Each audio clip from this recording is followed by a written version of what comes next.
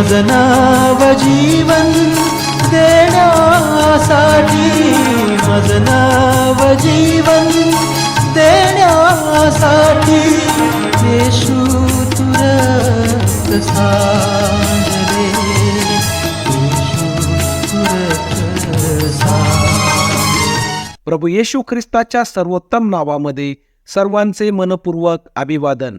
पवित्र शास्त्रात नवीन करारात मत्तई शुभ वर्तमानाच्या अध्याय 5 आणि वचन 28 मध्ये प्रभू येशू ख्रिस्त लोकसमुदायास अशा प्रकारे म्हणताना आम्ही वाचतो, मी तर तुम्हाला सांगतो, जो कोणी एखाद्या स्त्रीकडे कामेच्छेने पाहतो त्याने आपल्या मनात तिच्याशी व्यभिचार केलाच आहे. विवाहविधी हा पती पत्नी यामधील एक पवित्र संस्कार आहे जो देवाने स्थापित केलेला आहे, ज्याद्वारे पती पत्नी सामाजिक, आत्मिक, व्यावहारिक आणि शारीरिक संबंधात जोडले जातात. व्यभिचाराचा अर्थ विवाहबाह्य शारीरिक संबंध बनविणे आहे, म्हणजेच देवाच्या आत्मिक, मनुष्याच्या सामाजिक आणि व्यक्तीच्या सतसत विवेक बुद्धी संबंधित नियमांच्या विरुद्ध व्यभिचार हा एक पापाचा भयानक प्रकार आहे.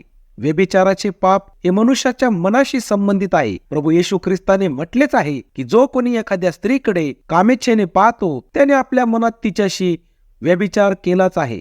व्यभिचाराचे विचार सर्वप्रथम अंतःकरणात येतात व मनातील पापांच्या वासना संधी सापडताच जागृत होऊन कृतीद्वारे त्या पापाला चालना देतात व मनुष्याला पापात पाडतात.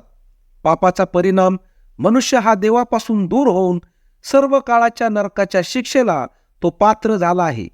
मनुष्य जातीला या नरकाच्या शिक्षेपासून वाचविण्याकरिता प्रभू येशू ख्रिस्त हा मानवी देह धारण करून या जगात आला व त्याने मनुष्यांच्या पापांच्या शिक्षेचा दंड स्वतः सहन करून वधस्तंभावर मरणाचा अनुभव घेतला.